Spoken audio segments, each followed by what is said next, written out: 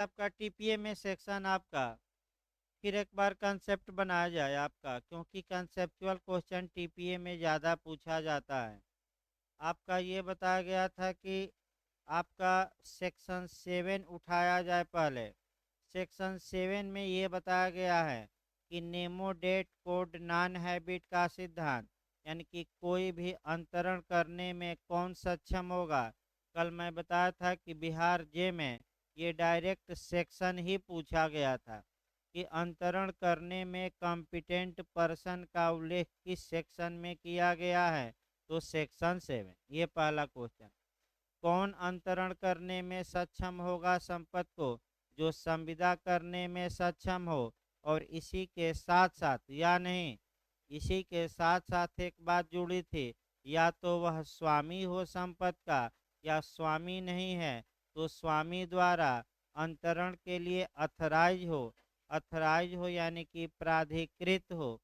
प्राधिकृत को हमने बताया था मुख्तार नियुक्त किया गया हो। आसान भाषा में जो कचहरी में जाएंगे तो आपका प्राधिकृत नहीं कोई कहेगा कि मुख्तार।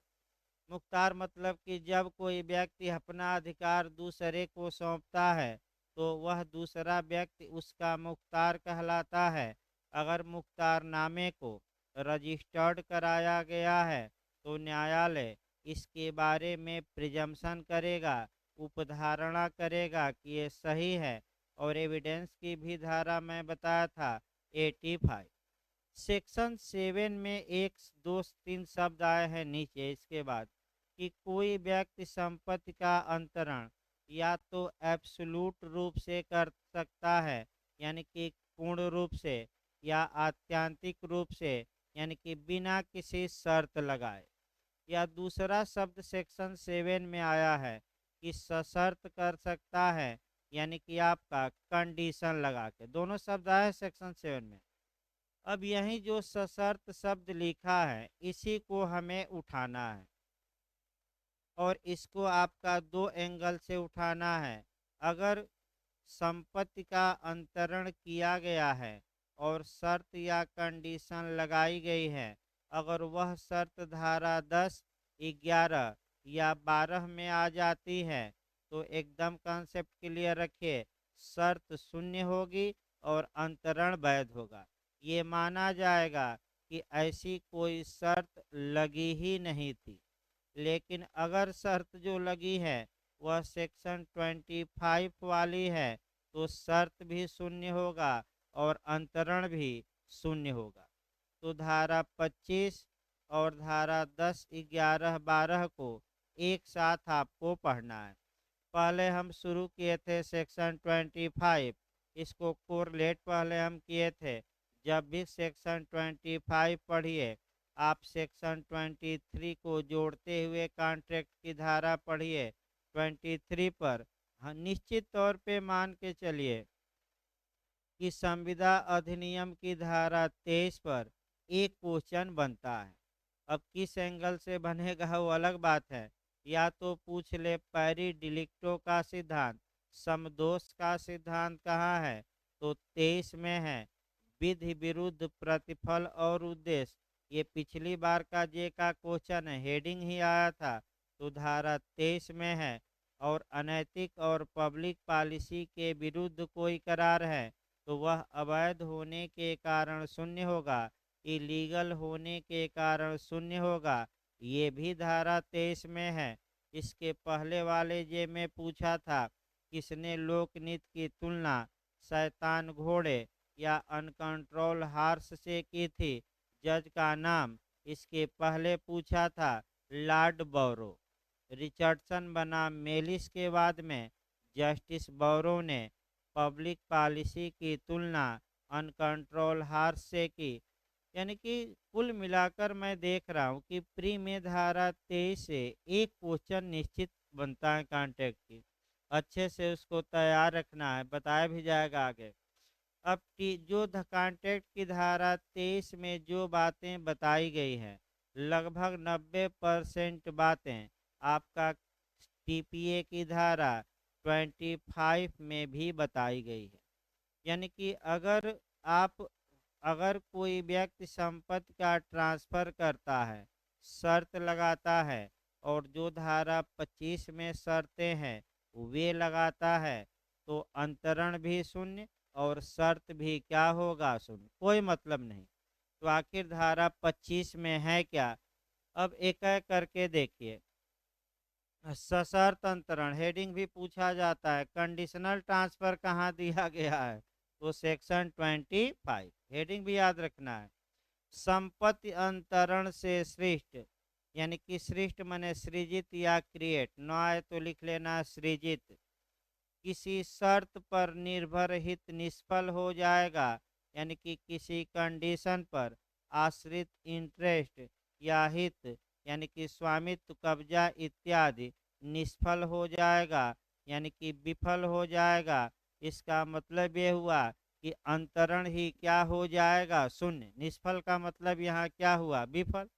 तो अंतरण ही क्या हो जाएगा, शून्य। लेकिन कब?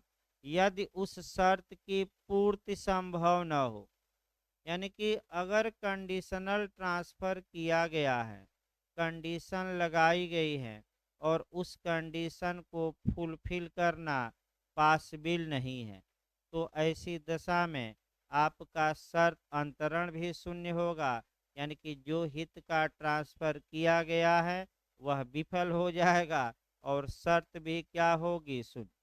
अब आप लोग चार पांच दो तीन उदाहरण कम से कम ऐसा बताइए जहाँ की कार्य संभव नहीं है, असंभव है। अगर तुम आसमान से तारे तोड़कर ला दोगे तो मैं तुम्हें 50 रुपया दूंगा, क्या इस शर्त का पालन संभव है? तो आपका अंतरण भी शून्य और आपका शर्त भी क्या होगी, शून्य। अगर धरती और आसमान एक जगह मिल गए तो मैं तुम्हें 1 अरब दूंगा, ये भी शून्य सब हैं। अगर शर्त लगाई जाए कि अगर तुम 1 सेकंड में 100 किलोमीटर दौड़ जाओ, तो आप लोग बताइए क्या किसी भी हाल में 1 सेकंड में 100 किलोमीटर दौड़ना संभव है कि नहीं? संभव नहीं है, किसी भी हाल में संभव नहीं है। तो ये शर्त भी शून्य होगी और अंतरण भी क्या होगा, शून्य होगा, दोनों शून्य होंगे। यानी कि इसका मतलब ये आया। अब पहला उदाहरण देखिए, इस पर आपका ख को क कोई खेत पट्टे पर इस शर्त पर देता है कि वह 1 घंटे में 100 मील पैदल चल दे, तो किसी भी हाल में 1 घंटे में 100 मील पैदल चलना संभव नहीं है, तो ये पट्टा भी शून्य होगा और शर्त भी क्या होगी, शून्य। पहला उदाहरण याद रखिए, 1 घंटे में कितना चलवाया जाए, 100 मील, क्या ये संभव है? तो संभव नहीं है, तो आपका पट्टा भी शून्य होगा और शर्त भी क्या होगी, शून्य, कोई मतलब नहीं। अगला देखिए, या विधि द्वारा निषिद्ध हो। अब आइए, विधि द्वारा निषिद्ध हो, यानी कि इसका मतलब ये हुआ कि विधि द्वारा निषिद्ध का मतलब ये हुआ कि कानून द्वारा रोका गया हो। अर्थात इसका मतलब ये हुआ कि जिन अंतरणों पर कानून ने रोक लगा दी है, तो फिर तुरंत टीपीए में आइए। टीपीए की किस धारा में कानूनन उस संपत्तियों के ट्रांसफर पर रोक लगा गई दी गई है? धारा 6 सेक्शन 6 में कितने प्रकार की संपत्तियां मैंने बताया था? 10 प्रकार के, जिनके ट्रांसफर पर कानूनन क्या लगा दिया गया है? रोक। और अगर आप उन्हीं संपत्तियों का ट्रांसफर करते हैं तो वह शर्त भी शून्य होगी और अंतरण भी क्या होगा, शून्य।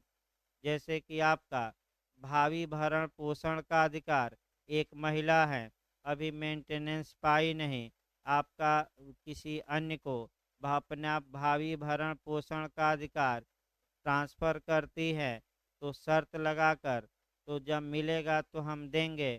तो ये जो ट्रांसफ़र होगा, धारा 25 कहती है कि ये सशर्त अंतरण तो हैं, लेकिन चूंकि आपका विधि द्वारा प्रतिषिद्ध अंतरण है, यानी कि जिन अंतरणों को कानून रोकता है, आपने कानून का क्या कर दिया है, वायलेशन, तो ऐसा अंतरण भी शून्य और शर्त भी क्या होगी, शून्य। अगला देखिए, या ऐसी कृत की हो, ऐसी कृति माने नेचर, कृति यहाँ का मतलब नेचर, ऐसी प्रकृति की हो कि यदि वह अनुज्ञात किया जाए, अनुज्ञात माने परमिट किया जाए, परमिट किया जाए मतलब लागू किया जाए, तो वह किसी विधि के उपबंध को विफल कर देगी। इसका मतलब ये हुआ कि अगर अंतरण किया गया, अगर उस अंतरण को लागू किया जाए तो वह किसी विधि के प्रावधान को, यानी कि जो कानून का उद्देश्य है, वह विफल हो जाएगा। इसका सटीक उदाहरण आपका जमानत को हम देखते हैं। एक अच्छा उदाहरण देखिए, बेलिया जमानत पर एक अच्छा उदाहरण देखिए। विधि द्वारा अंतरण को रोका नहीं गया है। इस शब्द में क्या है कि ट्रांसफर तो होगा, लेकिन ट्रांसफर का नेचर ऐसा है कि अगर उसको मान्यता कानूनन दिया जाए न्यायालय द्वारा, तो जो कानून का उद्देश्य है, विधि का जो उद्देश्य है, वह उद्देश्य ही असफल हो जाएगा। तो एक जमानत का उदाहरण देखा जाए, सबसे अच्छा क्रिमिनल मामलों में किसका उदाहरण मिलता है? जमानत का। ए एक अभियुक्त है, तो जब ए को न्यायालय जमानत दे रहा था तो कहा कि दो जमानतदार लाओ, दो गारंटर लाओ। तो ए ने किसको किसको गारंटर बनाया? बी को। बी से न्यायालय ने कहा कि 20,000 जमा करो गारंटी के तौर पे, और सी से कितना कहा? 20,000।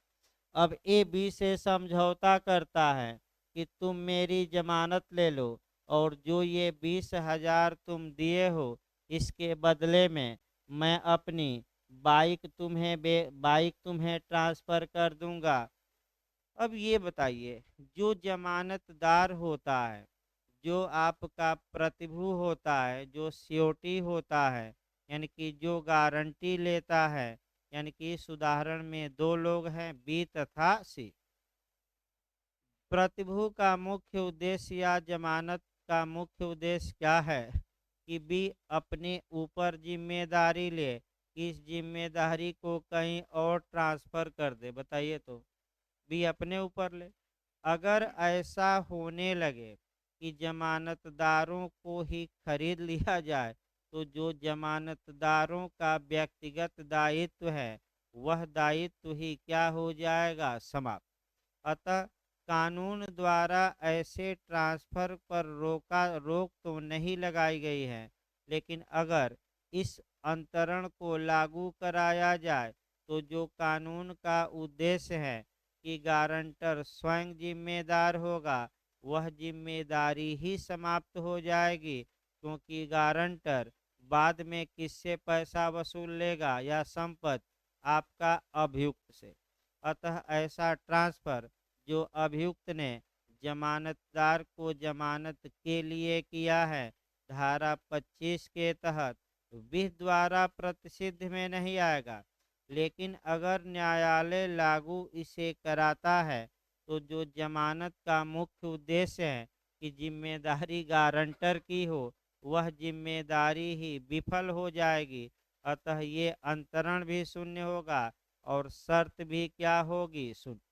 सबसे उत्तम उदाहरण यहाँ मैं बता दूं, आपका जमानत का मिलता है। इससे उत्तम उदाहरण मिलना मुश्किल है। अगला देखिए। हाँ, अगला है या किसी विधि के, हाँ, या कपटपूर्ण हो। इसका मतलब ये हुआ कि अगर कंडीशन या शर्त तो लगाई गई है, लेकिन वह शर्त फ्रॉड के लिए लगाई गई है, कपट के लिए लगाई गई हैं, यानी कि धोखा देने के लिए। तो जो शर्तें संपत्ति अंतरण में लगाई गई हो, लेकिन दूसरे पक्षकार को धोखा देने के लिए, तो वह शर्त भी शून्य होगी और अंतरण भी क्या होगा? शून्य। अब आप देखिए, कपट पूर्वक, कपट होता क्या है? कपट, अब फिर एक बार कपट को थोड़ा डिटेल में देखना है। कपट का मतलब हुआ धोखा देने के इरादे से किया गया कार्य। अर्थात अगर संपत्ति का ट्रांसफर किया गया कोई शर्त लगाई गई और वह शर्त धोखा देने या प्रवंचना करने के इरादे से लगाई गई है तो वह शर्त भी शून्य होगी और ट्रांसफर भी क्या होगा, शून्य। कपटपूर्ण शब्द आपका आईपीसी की धारा 25 में परिभाषित है। फिर आपका संविदा अधिनियम की धारा 17 में 70 में फ्रॉड को बताया गया है। तो आईपीसी वाली परिभाषा टीपीए में अप्लाई न करिएगा, क्योंकि टीपीए आईपीसी का भाग न होकर किसका भाग है। तो यहाँ जो कपटपूर्ण शब्द आया है वह कॉन्ट्रैक्ट से गवर्न होगा कि आईपीसी से, कॉन्ट्रैक्ट से।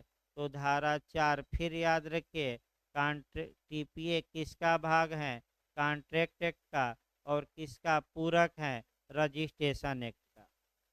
फिर एक बार आइए, इसको निबंधन एक्ट भी कहा जाता है। देखिए जो जे में पूछा है, निबंधन, निबंधक रजिस्ट्रार कहा जाता है। भाई ये नहीं कि इंग्लिश वर्जन भी याद रखिए, हिंदी में भी। फिर एक बार देखिए, कपटपूर्ण हो गया। अगला, या ऐसी हो जिससे किसी दूसरे के शरीर या संपत्ति को क्षति अंतर्वलित या अंतर्निहित हो। इसका मतलब ये हुआ कि संपत्ति का ट्रांसफर किया जा रहा है, शर्त लगाई गई है और शर्त ऐसी है जिससे किसी के शरीर को या किसी की संपत्ति को नुकसान पहुंचाने वाली हो। जैसे ए बी से कहता है कि हे बी, तुम सी की हत्या कर दो, मैं तुम्हें अपना खेत पट्टे पर दे रहा हूँ।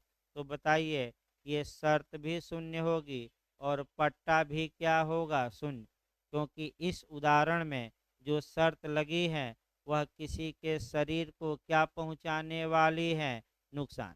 अब संपत्ति को पहुंचा दीजिए। ए बी को अपना खेत पट्टे पर देता है और कहता है कि जाकर सी का मकान तुम जला देना, इस शर्त पर मैं तुम्हें पट्टा देता हूँ। तो बताइए इसमें कैसी क्षति अंतर्वलित है शर्त में, संपत्ति की। तो ये शर्त भी शून्य और पट्टा भी क्या होगा, शून्य। क्योंकि शर्त आपकी जो लगी है वह किसको नुकसान पहुंचाने वाली है, प्रॉपर्टी की। इसके बाद आ जाइए आपका, या जिसे न्यायालय अनैतिक या लोक नीति के विरुद्ध समझता है। अब दो शब्द और आ गए। यदि न्यायालय की राय में कोई कंडीशन लगी है अंतरण में, वह कंडीशन ऐसी है जो इमोरल हो, अनैतिक हो, तो ऐसी कंडीशन में वह शर्त भी शून्य और अंतरण भी शून्य। देखिए, अगर एक पुरुष एक महिला को अपना प्रॉपर्टी ट्रांसफर करता है और कहता है कि तुम मुझसे अवैध रूप से रिलेशन बनाना, इस शर्त पर करता है, तो ये जो शर्त होगी वह अनैतिक होगी और ये शर्त भी शून्य होगी और ट्रांसफर भी क्या होगा, शून्य। क्योंकि ये क्या है, आपका अनैतिक है, ई मोरल है। ए बी को संपत्ति का ट्रांसफर करता है और कहता है कि तुम वेश्यावृत्ति करना, तो ये शर्त भी शून्य होगी, अंतरण भी शून्य होगा। क्योंकि ये जो कंडीशन लगी है वह इमोरल है, अनैतिक है। लास्ट जो शब्द है, अगर शर्त ऐसी हो जो अगेंस्ट पब्लिक पॉलिसी हो, पब्लिक पॉलिसी के विरुद्ध हो, लोकनीति के विरुद्ध हो, तब भी अंतरण शून्य, शर्त भी शून्य। इसको थोड़ा दो चार लाइन एक्स्ट्रा जानिए, पब्लिक पॉलिसी पर क्वेश्चन बनता है। लोकनीति या पब्लिक पॉलिसी कहीं डिफाइन नहीं किया गया है। लोकनीति का मतलब होता है सरकार या राज्य की भलाई की नीति नहीं, बल्कि जनता की भलाई की नीति। यानी कि जो नियम, जो शर्तें आम जनता के हित में है वह लोक नीति के पक्ष में होंगे, और जो शर्तें जनता की भलाई के विरोध में है वह लोक नीति के क्या होगा, विरोध। क्योंकि कौन से नियम जनता के हित में होंगे, कौन से नियम जनता के विपरीत होंगे, इसका कहीं कानूनन लिस्ट नहीं दी गई है, निर्धारण नहीं किया गया है। ये किसके ऊपर जाता है निर्धारित करने का काम? न्यायालय। यानी कि न्यायालय इस बात को डिसाइड करते हैं कि कौन से नियम जनता के हित में और कौन से नियम जनता के विरोध में है। इसीलिए रिचर्डसन बनाम मेलिस के बाद में जस्टिस बोरो ने लोकनीति की तुलना अनकंट्रोल हार्स से की, इसी कारण की कि इसका कहीं रूपरेखा नहीं है। न्यायाधीश किसको लोकनीति के फेवर में मान ले और किसको लोकनीति के विरोध में, कहीं कोई उल्लेख नहीं है। लेकिन एक लॉर्ड डेनिंग भी हैं। लॉर्ड डेनिंग भी पूछा गया था लेले में आपका इलाहाबाद विश्वविद्यालय में एक बार कि अनियंत्रित घोड़े को कंट्रोल किया जा सकता है यदि लगाम उसकी क्या अच्छे से क्या किए रहे, पकड़ी रह जाए। यानी कि लोक नृत्य को नियंत्रित किया जा सकता है। तो यदि न्यायालय किसी शर्त को लोक नीति के विरुद्ध मानता है तो वह शर्त अवैध होगी, ये जरूर याद रखें। यानी कि जो बातें कॉन्ट्रैक्ट की धारा 23 में है, 90% लगभग बातें कहाँ मिली आपका? धारा 25 में। अब दृष्टांत देखिए, 4 दृष्टांत दिए गए हैं। एक एक दृष्टांत को आप समझिए और किस पर आधारित है ये पकड़ने का प्रयास करिए। देखिए, ख को का कोई खेत पट्टे पर इस शर्त पर देता है कि वह 1 घंटे में 100 मील पैदल चले। अब दे देगा पट्टा शून्य है, शर्त शून्य है, दोनों शून्य है, इनमें से कोई नहीं। तो बताइए क्या शून्य होगा? दोनों। क्यों ये शून्य होगा दोनों? क्योंकि इस शर्त का पालन संभव है कि नहीं है।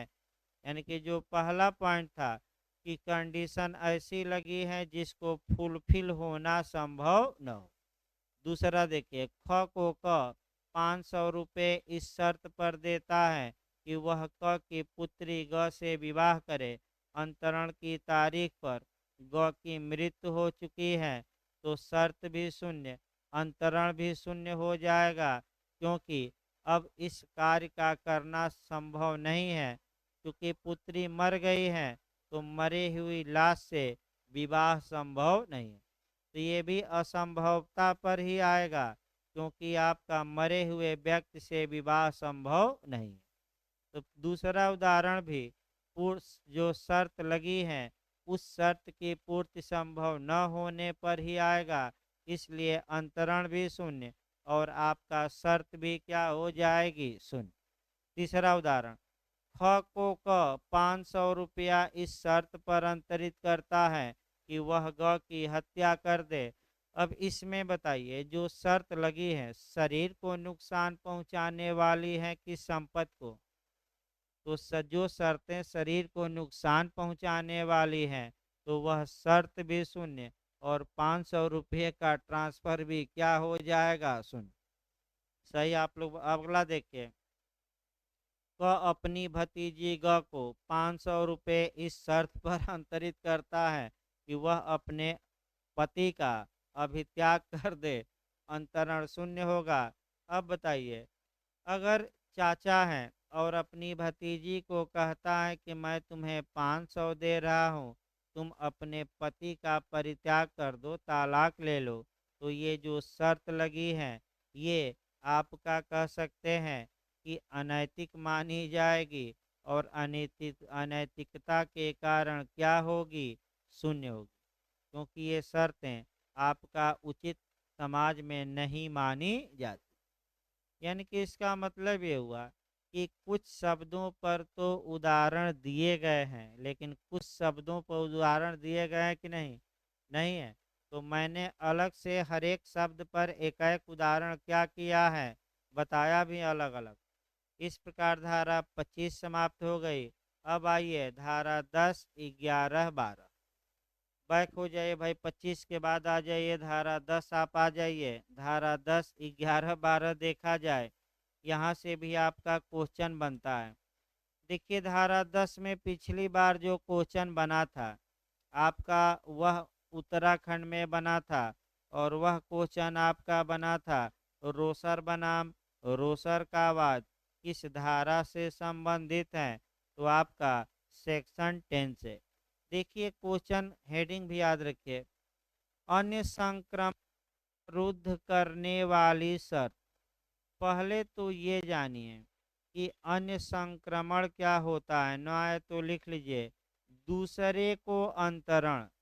अन्य संक्रमण का मतलब हुआ दूसरे को अंतरण, किसी अन्य को ट्रांसफर। देखिए आप एक उदाहरण, ए बी को अपना मकान सेल करता है बेचता है और बी पर प्रतिबंध लगाता है कि हे बी, तुम किसी अन्य को ये मकान बेचोगे कि नहीं बेचोगे? नहीं बेचोगे। तो बताइए जो अंतरण करता था वह अंतरिती पर रोक लगाया है कि मैं तुम्हें अंतरण तो कर रहा हूँ, लेकिन ये प्रॉपर्टी तुम किसी अन्य को ट्रांसफ़र नहीं करोगे। तो आप लोग बताइए, ऐसी जो शर्त लगी है बी पर कि अन्य को ट्रांसफ़र ही नहीं कर पाएगा, तो खरीदने से क्या मतलब? कोई मतलब ज़्यादा नहीं रह जाएगा। ऐसे तो जो भी संपत्ति बेचने वाले रहेंगे रोज शर्त लगाते रहेंगे कि मैं बेच रहा हूँ, लेकिन आप किसी अन्य को संपत्ति अंतरण न करिए। ऐसी शर्तें क्या बनाई गई हैं सुन, और माना जाएगा कि बी पर कोई प्रतिबंध नहीं है और वह किसी अन्य को संपत्ति ट्रांसफर करने में क्या होगा, सक्षम। लेकिन इसका कुछ अपवाद भी हैं। वहीं अपवाद घुमावदार पूछा जाता है।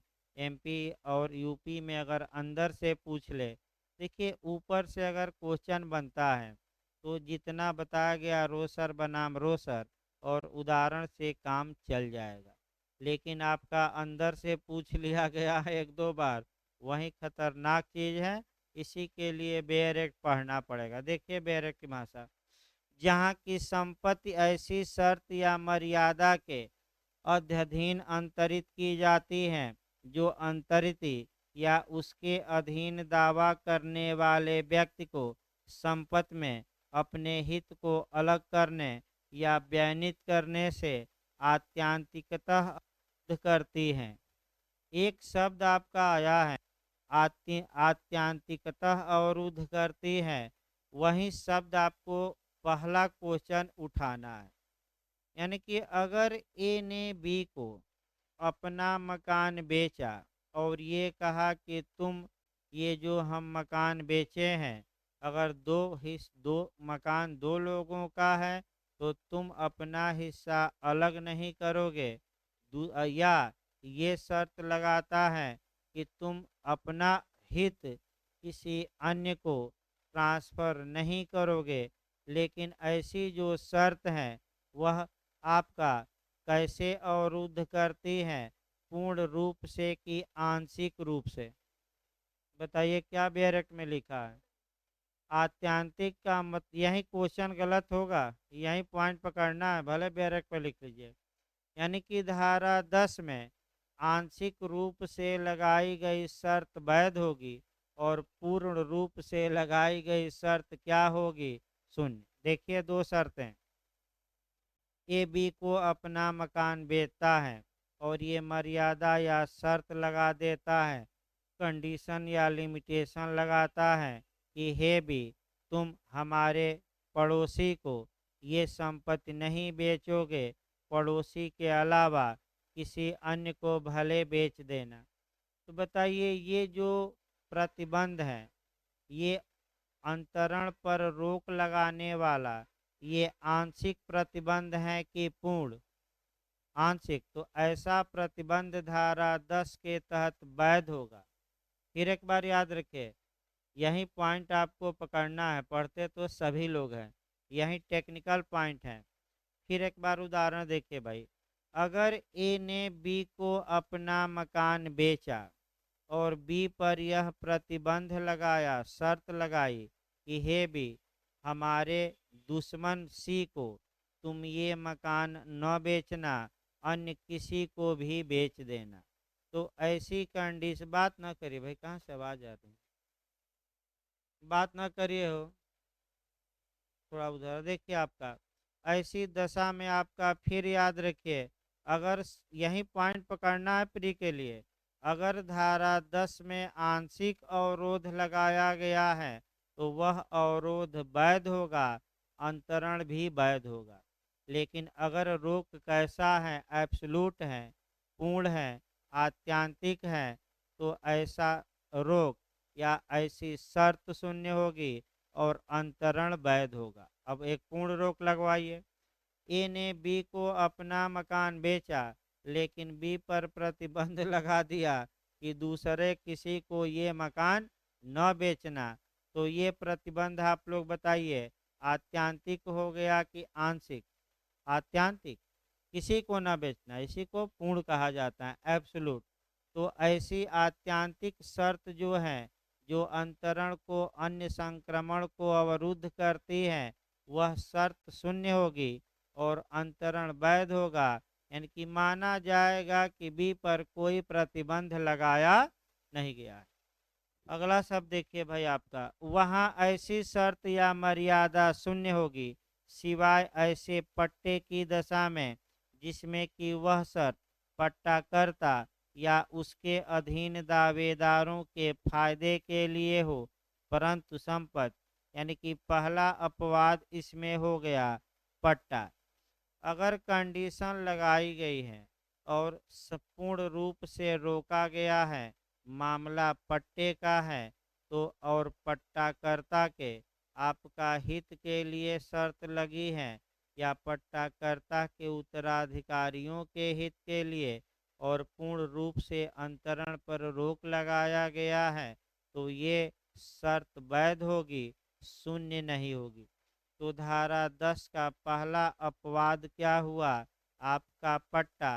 अब फिर एक बार पट्टा समझिए। ए ने बी को अपना मकान का कब्जा दिया, बी से आपका, या दूसरा देखा जाए उदाहरण, ए की एक खाली जमीन थी, ए ने बी को अपनी जमीन पट्टे पर दी और एक शर्त लगाया, और वह शर्त ये लगाया कि हे बी, तुम किसी को यह जमीन उप पट्टे पर न देना, सब लीज पर न देना, यानी कि बाहरी लोगों को इस पट्टे में शामिल न करना। तो अगर ये शर्त पट्टाकर्ता या उसके हित प्रतिनिधियों के फायदे के लिए है, तो ये शर्त वैध होगी, भले ही आपका पट्टेदार को, यानी कि जो जमीन पर कब्जा लिया हो, उसे पूर्ण रूप से अपना हक किसी अन्य को ट्रांसफर करने पर रोक लगाती हो, यानी कि पट्टे में दूसरे को पट्टे देने पर क्या लगाती हो, रोक। उपपट्टा कहा जाता है। जैसे कि आप किराएदार हैं, किसी अन्य को रख लिए, उप किराएदार रख लिए, उसी प्रकार ए ने बी को पट्टा दिया और बी ने दूसरे को क्या किया, उपपट्टे पर वह जमीन फिर दे दी। तो अगर उपपट्टे पर रोक लगा दी जाती है, तो भले ये पूर्ण रोक हो, ये रोक वैध होगी, शर्त ये क्या होगी, वैध। इसमें कोई शक नहीं है। पहला अपवाद है धारा 10 का। दूसरा अपवाद ज्यादा पूछा जाता है, थोड़ा टेक्निकल है, देखिए, परंतु संपत्ति किसी स्त्री को जो हिंदू, मुस्लिम या बौद्ध न हो या उसके फायदे के लिए इस प्रकार ट्रांसफर की जा सकेगी कि उसे अपनी विवाहिता स्थिति के दौरान उस संपत्ति को या उसमें के अपने लाभप्रद हित को अंतरित या भारित करने की शक्ति न होगी। बेयर एक्ट की भाषा कठिन है, दिमाग स्थिर करके समझिएगा। अगर किसी स्त्री को संपत्ति का अंतरण किया जाता है और स्त्री के अधिकारों पर प्रतिबंध लगाया जाता है कि जब तक तुम विवाहित हो, इस संपत्ति को न तो किसी को ट्रांसफर करोगी और न ही इस पर कोई भार सृजित करोगी, माने लोन वोन लोगी, ये नहीं करोगी। तो ऐसी कंडीशन में कब ऐसी शर्त वैध होगी, कब ऐसी शर्त शून्य होगी, यही आपको बेयर एक्ट की भाषा से बताना है। एक बार पढ़िए बेयर एक्ट। तो तीन धर्म की स्त्रियों पर ऐसी शर्त नहीं लगाई जा सकती, क्योंकि कोष्ठ में लिखा है इससे भिन्न स्त्री। तो किन किन स्त्रियों पर, अगर किन किन विवाहित स्त्रियों पर ऐसी शर्त लगाई जाती है कि वह विवाह के दौरान, वैवाहिक स्थिति के दौरान संपत्ति का ट्रांसफर नहीं कर सकती, तो वह शर्त ही शून्य होगी। तो कौन कौन धर्म की स्त्रियां हैं जिन पर शर्त लगाई भी जाती हैं, तो वह शून्य होगी। तो तीन धर्म की स्त्रियां दी गई हैं, कौन कौन? आपका हिंदू, मुस्लिम और बौद्ध। तो किन किन स्त्रियों पर कंडीशन लगाई जाती है तो वैध होगा? तो इसके अलावा यहूदी स्त्री हैं, पारसी स्त्री हैं, आपका ईसाई स्त्री हैं। अगर इन पर रोक लगाई जाती है तो वह रोक क्या होगी? वैध। फिर एक बार देखिए, आपका क्योंकि घुमावदार ज़्यादा लिखा है, थोड़ा देखिए एक बार फिर बेयरट की भाषा।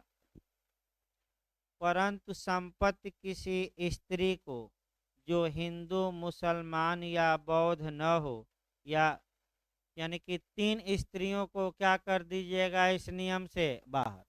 तो फिर एक बार तीन को बाहर करके देखिए। तो तीन को बाहर करने के बाद ये नियम मिला कि अगर कोई स्त्री हिंदू है, बौद्ध धर्म की है या मुस्लिम धर्म की, उसको कोई ट्रांसफर संपत्ति अंतरित की गई है और अंतरण के बाद ये शर्त लगाई गई है कि जब तक तुम विवाहित स्थिति में हो, इस संपत्ति को किसी अन्य को ट्रांसफर नहीं कर सकती, तो ऐसी शर्त ही शून्य होगी और ऐसी स्त्रियों को अपनी संपत्ति अंतरित करने का क्या होगा? अधिकार। क्यों? क्योंकि इन तीन स्त्रियों पर ये शर्त काम नहीं करेगी। तो इन तीन धर्म की स्त्रियों से बाहर जाइए, तो आपका एक दो धर्म उदाहरण देखिए। अगर पारसी स्त्री हैं, यहूदी स्त्री हैं, ईसाई स्त्री हैं, उसको संपत्ति ट्रांसफर की गई है, शर्त लगाया गया है कि जब तक तुम विवाहित रहोगी, ये संपत्ति किसी अन्य को ट्रांसफर नहीं कर पाओगी। तो ऐसी शर्त धारा 10 में बताइए वैध होगी कि शून्य होगी? हाँ, वैध होगी। और किस में शून्य होगी? जो कोष्ठ में दिया है। भाई उससे भिन्न दिया है, भिन्न का मतलब यानी कि न हो। सतर्क रहिए। न हो का मतलब कि तीन धर्म की स्त्रियों पर जो अगली शर्त है काम। कोई समस्या हो तो बताइए, कठिन धारा 10 है भाई, कोई समस्या हो तो बताइए, हम फिर बताएं, क्योंकि इधर की धाराएं थोड़ा टेक्निकल हैं। आगे चला जाए 11 धारा 11 देखिए, श्रेष्ठ हित के विरुद्ध निर्बंधन, यानी कि धारा 11 उपभोग पर रोक लगाएगी। देखिए इसमें भी आपका एक अपवाद होगा, पूछा गया है उत्तराखंड में कि धारा 11 में कौन सा अपवाद है। तो क्या देखिए, सेक्शन 11 में आपका बेयर एक्ट में दो अपवाद दिए गए हैं।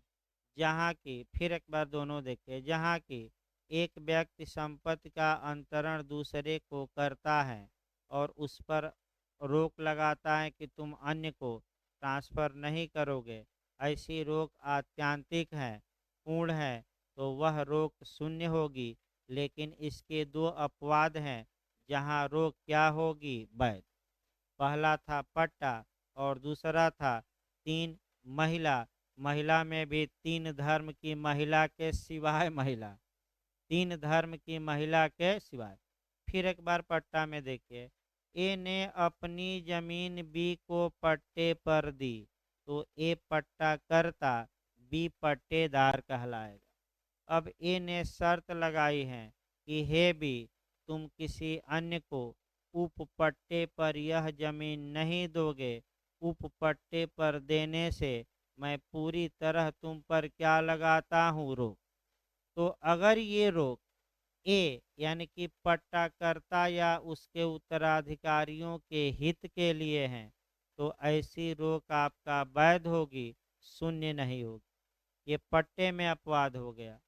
अगला देखिए सेक्शन 11, आपका 10 को ही आगे बढ़ाएगा। 11 में हल्का सा देखिए, ए ने अपना मकान बी को बेचा और कहा कि मकान में तुम न रहना, तुम मकान में किराएदार न रखना, मकान का ऐसे यूज करना।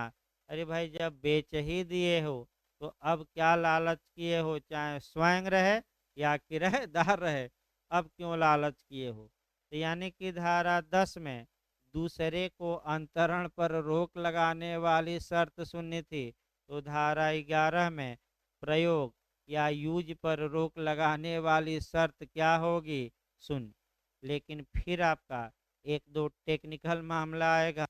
देखिए, जहाँ हाँ, सृष्ट हित के विरुद्ध निर्बंधन, सृष्ट मने सृजित, हित मने इंटरेस्ट, अधिकार इत्यादि, के विरुद्ध निर्बंधन, जहाँ की संपत्ति के एक उदाहरण बना लीजिए भाई। सही देखिए, आपका ए बी में ही, जहाँ की संपत्ति के अंतरण पर संपत्ति में किसी व्यक्ति के हित में आत्यांतिकतः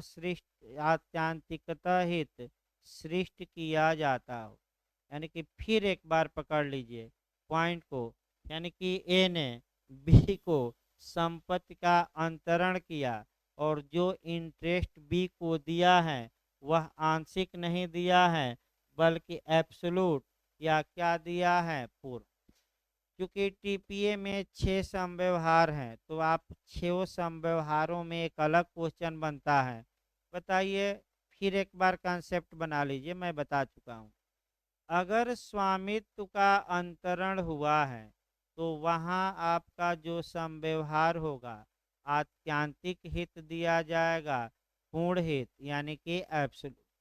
और अगर स्वामित्व का ट्रांसफर नहीं हुआ है तो आत्यांतिक नहीं, वहाँ कैसा हित, आंशिक।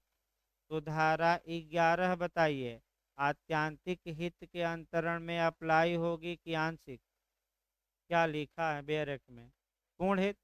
तो पूर्ण हित अब बता दीजिए, 6 प्रकार के अंतरण है, इसमें स्वामित्व का ट्रांसफर होता है विक्रय में, तो विक्रय के मामले में धारा 11 लागू होगी। चलिए, पट्टा बंधक में होता नहीं पूर्ण हित का अंतरण, तो लागू होगी नहीं बंधक में।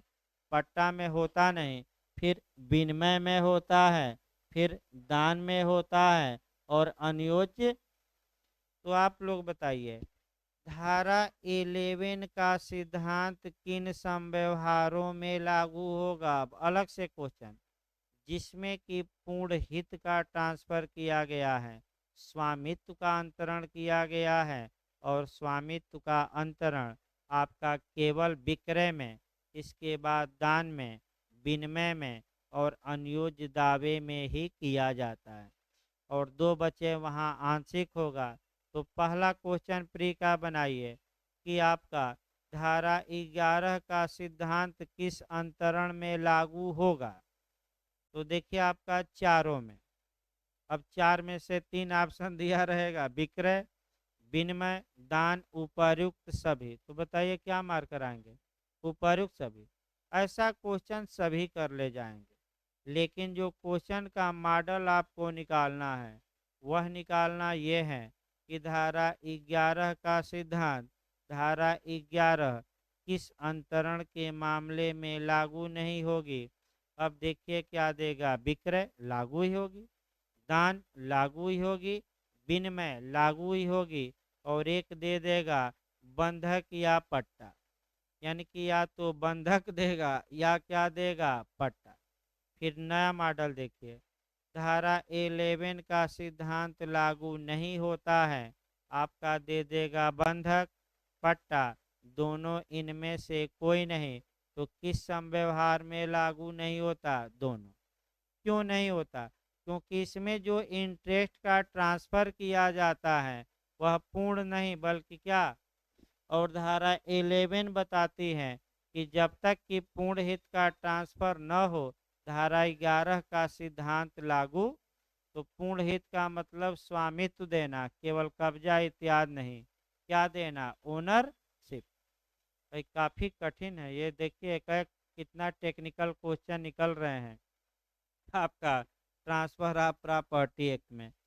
देखिए आपका फिर आगे बढ़ा जाए, जहाँ फिर एक बार फिर देखिए, जहाँ की संपत्ति के अंतरण पर संपत्ति में किसी व्यक्ति के पक्ष में हित आत्यांतिकतः सृष्टि किया जाता है, तो यानी कि अगर आंशिक सृष्टि, हाँ एक क्वेश्चन और बन सकता है कि धारा 11 लागू होगी, जहाँ की हित का सृजन आत्यांतिक किया गया है, जहाँ की हित का सृजन आंशिक किया गया है, दोनों इनमें से कोई नहीं, तो बताइए कब लागू होगी। हाँ, जहाँ पूर्ण यानी कि आत्यांतिक, आंशिक में नहीं लागू होगी। ये भी सतर्क रहना है, इस पर भी क्वेश्चन बन सकता है टेक्निकल।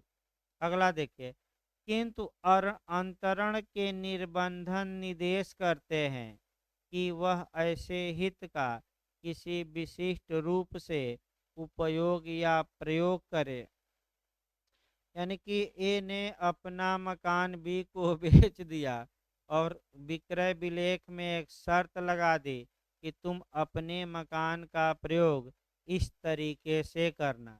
अरे भाई, जब बेच दिए हो, हक पूर्ण दे दिए हो, तो अब कौन इच्छा जताना तुम्हारी आदत है।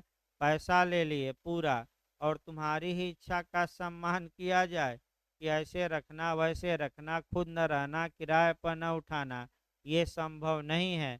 ऐसी उपयोग या उपभोग पर लगाई गई शर्तें क्या होंगी, शून्य।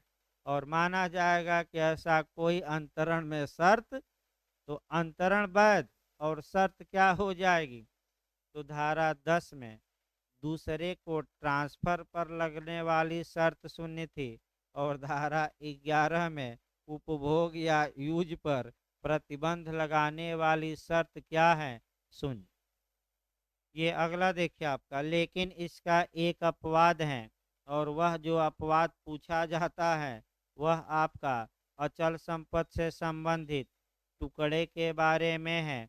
और वहीं आपका कह सकते हैं अचल संपत्ति से संबंधित टुकड़े के बारे में है, यानी कि इसका मतलब ये हुआ कि भाई ए के पास 2 बिस्वा जमीन थी, ए ने एक बिस्वा जमीन बी को बेची और ये कहा कि अपनी एक बिस्वा जमीन का प्रयोग तुम इस प्रकार न करना कि जो बगल में हमारा प्लाट बचा है उसको नुकसान पहुंचे। तो ये जो शर्त है आपका वैध मानी जाएगी। क्यों? क्योंकि ये टुकड़े जो बचा है टुकड़ा संपत्ति का, उसकी रक्षा के लिए, उसके हित के लिए है। यानी कि सेक्शन 11 में एक एक्सेप्शन है, किसका, जमीन के टुकड़े के अच्छे ढंग से रहने के लिए क्या लगा दी गई हो, शर्त। अब देखिए आपका बैरक भाषा, जहाँ की ऐसा कोई निर्देश अचल संपत्ति के एक टुकड़े के बारे में उस संपत्ति के दूसरे टुकड़े के फायदेप्रद उपभोग को सुनिश्चित करने के प्रयोजन से किया गया हो, वहाँ इस धारा की कोई भी बात ऐसे अधिकार पर जो अंतरक ऐसे निर्देश का प्रवर्तन कराने के लिए रखता हो, या किसी ऐसे उपचार पर जो वह उसके भंग के बारे में रखता हो, प्रभाव डालने वाली नहीं समझी जाएगी। तो बना लीजिए जमीन का टुकड़ा, और देखिए आपका, मान लीजिए आपका ये जमीन है, ध्यान से देखिए आपका धारा 11 का, और इधर से ही मान लीजिए इधर से रास्ता आ रहा है, तो आपका एक ये पूरी जमीन थी और आधा हिस्सा इस हिस्से को ए ने किसको बेच दिया, बी को। लेकिन बी पर बेच दिया तो आत्यांतिक हित दिया, लेकिन बी पर यह शर्त लगाया कि देखो ये पीछे वाला प्लाट क्या है हमारा, खाली, तुम अपने मकान का ऐसा प्रयोग न करना कि इसमें पानी रुक जाए, सीवर लाइन रुक जाए, प्रकाश रुक जाए, हवा रुक जाए, और आने जाने का क्या रुक जाए, रास्ता। तो बताइए ये जो शर्तें हैं, ये शर्तें वैध होगी कि शून्य होगी, वैध। क्या पानी रोक सकते हैं? तो ये जो शर्तें हैं ये क्या होगी, वैध, भले ही हित का ट्रांसफर कैसे किया गया हो, आत्यांतिक। अब कोई समस्या हो तो बताइए। पूछा गया आपका टुकड़ा अपवाद है, याद रखिए आपका इसमें जो मैं उदाहरण बताया। अब धारा 12 आ जाइए। सेक्शन 12 को जब भी पढ़िएगा तो आप 111 से कोरिलेट करके पढ़िए, और 111 से कैसे कोरिलेट करना है वह जानिएगा। धारा 12 भी पूछी जाती है, ध्यान से देखिए। दिवाले या प्रयतित, प्रयतित न आए तो प्रयास लिख लीजिएगा। प्रयतित शब्द न आए तो अटेम्प्ट या प्रयास। भाई बेरक पर आसान भाषा में लिखिए। प्रयतित अन्य संक्रमण, अन्य संक्रमण मतलब कि दूसरे को ट्रांसफर, दूसरे को अंतरण, अन्य को अंतरण। संक्रमण का मतलब हुआ ट्रांसफर, ट्रांसफर माने अंतरण, दूसरे को देना। और न शब्द है तो उसको बेरक पर लिखिए आसान भाषा में, शब्द कठिन है। परहित को पर्यवसेव, पर्यवसेव न आए तो टर्मिनेट हो गया यानी कि समाप्त। न आए पर्यवसेव तो बेरक पर लिखना है समाप्त, बनाने वाली शर्त। अब देखिए आपका, ए ने बी को अपनी संपत्ति बेची। पहले दो उदाहरण देखिए। ए ने बी को अपना मकान बेचा और यह कहा कि हे बी, अगर तुम दिवालिया हो जाओगे तो ये अंतरण शून्य होगा और मकान मैं क्या करूँगा, अपना वापस ले लूँगा। तो आप लोग बताइए, क्या ये शर्त धारा 12 में शून्य होगी कि वैध होगी? तो शून्य होगी। क्यों? क्योंकि जब मकान तुम बेच दिए हो तो चाहे भी दिवालिया हो या कुछ भी हो, अब उससे तुम्हारा कोई मतलब नहीं होना चाहिए। फिर एक बार देखिए, यानी कि जब तुम मकान बेच दिए तो चाहे भी दिवालिया हो या कुछ भी हो, क्या मतलब तुमसे। दूसरा शब्द है कि प्रयतित अन्य संक्रमण, प्रयतित अन्य संक्रमण का मतलब ए ने बी को मकान बेचा, लेकिन बी पर ये प्रतिबंध लगाया कि हे बी, जैसे ही तुम किसी अन्य को संपत्ति ट्रांसफर करने का प्रयास करोगे वैसे ही ये विक्रय क्या हो जाएगा, शून्य हो जाएगा, जो हमने तुम्हें किया। तो अब बताइए, जब ए ने बी को अपना मकान बेच दिया तो बी चाहे किसी से बात करे चाहे कुछ भी करे, अब ए को क्या आपत्ति, पैसा लिया बाहर जाए। अब कह रहा है कि तुम प्रयास करोगे अंतरण करने का तो ये जो हम तुम्हें बेचे हैं वो क्या हो जाएगा, शून्य हो जाएगा। ऐसी शर्त भी क्या होगी, शून्य। लेकिन इसका अपवाद है, अब बेरक सही रहेगा।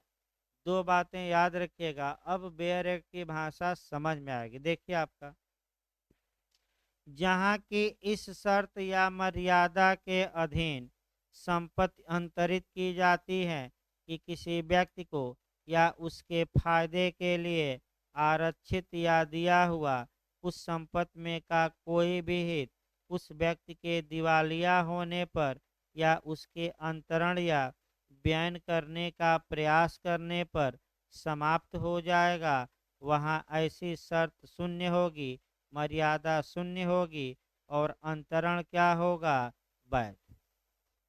यानी कि फिर एक बार समझिए, चाहे आंशिक हित का ट्रांसफर किया गया हो चाहे पूर्ण हित का, ये धारा दोनों मामलों में क्या होगी, लागू। कहीं नहीं कहा गया कि आंशिक या पूर्ण, जबकि धारा 11 कब लागू होती थी, जबकि पूर्ण हित का, यानी कि 6 संव्यवहारों में धारा 12 का नियम क्या होगा, लागू। फिर एक बार देखिए, ए ने बी को संपत्ति ट्रांसफर की और ये शर्त लगा दी कि हे बी, तुम दिवालिया हो जाओगे, इंसॉल्वेंट हो जाओगे तो ये अंतरण शून्य हो जाएगा, तो ये शर्त ही शून्य हो जाएगी, भले बी दिवालिया हो या न हो। अगर ए बी को मकान बेचता है, ये शर्त लगाता है कि जैसे ही तुम दूसरे को बेचने का क्या करोगे, प्रयास, बेचा नहीं है, जैसे अगर जैसे ही तुम बेचने का क्या करोगे दूसरे को, प्रयास, ये जो मैं तुम्हें बेचा हूँ मकान ये अंतरण क्या होगा, शून्य, तो ये शर्त ही शून्य हो जाएगी। भाई ये शर्त क्या होगी, शून्य। माना जाएगा कि ऐसी कोई मर्यादा या शर्त लगी ही न हो। लेकिन एक अपवाद है, वहीं बार बार एमपी से लेकर यूपी पूछा जाता है। धारा 12 में कौन सा अपवाद है? पट्टा। अब आप लोग बताइए 11 में कौन अपवाद था, फिर बताइए। एक तो पट्टा और दूसरा महिला। किस किस धर्म की से भिन्न महिला थी? हाँ, हिंदू, मुस्लिम और बौद्ध से भिन्न महिला। ये नहीं कि आपका आ जाए तो। अब पट्टा में क्या होता है? अब जब भी इस खंड को पढ़िए, आप धारा 111 का क्लाज जी पहले निकाल लीजिए। अभी इस खंड को तो हम बताएंगे अपवाद को। आप देखिए, यही टेक्निकल क्वेश्चन है, कठिन है थोड़ा, मैं फिर बता दूं। 111 देखिए तो जी है ना, फॉर फ्यूचर द्वारा संपत्ति। और धारा खूब पूछा गया भाई कंपटीशन में। धारा 12 का अपवाद कौन है? तो आपका पट्टा है। देखिए अच्छे से, इस धारा की कोई भी बात पट्टे में की किसी शर्त को लागू न होगी जो पट्टा करता या उससे व्युत्पन्न अधिकाराधीन दावा करने वालों के फायदे के लिए हो।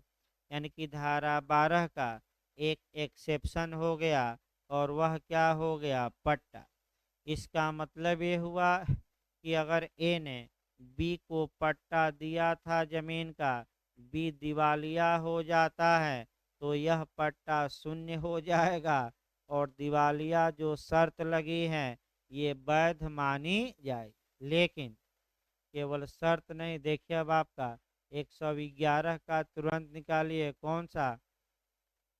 क्लास जी। एक टेक्निकल क्वेश्चन आएगा, वही टेक्निकल क्वेश्चन आपको हमें बताना है जो 10% ही लोग कर पाएंगे, और वही लोग प्री में सफल भी होंगे। मैं बता दूं, ये जो टेक्निकल क्वेश्चन आपका है 10% ही लोग कर पाएंगे, क्योंकि वो जो सेक्शन है, खंड जी है, लोग पढ़ते तो हैं लेकिन क्वेश्चन जो उस पर बना है ध्यान ही नहीं देते।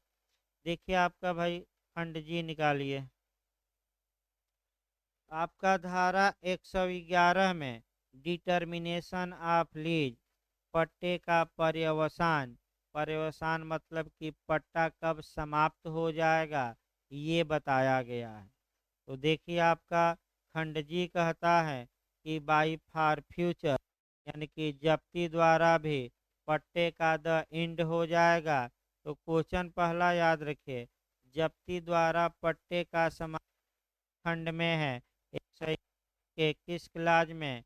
जी में। खूब पूछा जाता है जब्ती द्वारा, तो 111 के किस क्लाज में? जी में। देखिए अब, उस दशा में जबकि पट्टेदार किसी ऐसे एक्सप्रेस कंडीशन को भंग करता है जिससे यह उपबंधित है कि उसका भंग होने पर पट्टाकर्ता पुनः प्रवेश कर सकेगा, तो इसको धारा 6 से जोड़ना है। या ऐसी दशा में केवल री एंट्री का अधिकार ट्रांसफर होगा कि नहीं? नहीं होगा, मैं बताया था। दूसरा देखिए, उस दशा में जबकि पट्टेदार द्वारा किसी अन्य व्यक्ति का हक खड़ा कर दिया जा रहा है, यानी कि पट्टेदार कहता है कि पट्टा करता स्वामी नहीं है, मैं ही स्वामी हूँ, या स्वामी कोई अन्य। लेकिन जो तीसरा खंड है यही महत्वपूर्ण है, जबकि पट्टेदार दिवालिया न्याय निर्णित हो जाए, यानी कि न्यायालय पट्टेदार को क्या घोषित कर दे? दिवालिया। तो केवल यही पॉइंट आपको पकड़ना है कि केवल न्यायालय द्वारा पट्टेदार को दिवालिया घोषित कर देने से पट्टा समाप्त नहीं हो जाता। एक और पॉइंट है, ऐसी शर्त स्पष्ट रूप से पट्टा विलेख में क्या की गई हो? लिखी गई हो। यही पॉइंट गलत होगा। देखिए आपका क्या होता है, यही पॉइंट आप गलत करके आएंगे। इसी पॉइंट को पकड़ना है कि अगर पट्टेदार दिवालिया हो गया तो क्या पट्टे का पर्यवसान हो जाएगा? नहीं। अगर न्याय, हाँ यही पॉइंट देगा कि कब पट्टे का पर्यवसान नहीं होगा। देखिए, पहला दे देगा जब पट्टेदार अभिव्यक्त शर्त को भंग करता है, हो ही जाएगा जब्ती द्वारा। दूसरा, जब पट्टेदार किसी अन्य का हक खड़ा करता है, हो ही जाएगा। तीसरा देगा कि जब पट्टेदार न्यायालय द्वारा दिवालिया घोषित हो गया हो, तो केवल दिवालिया होने घोषित होने से नहीं हो जाएगा।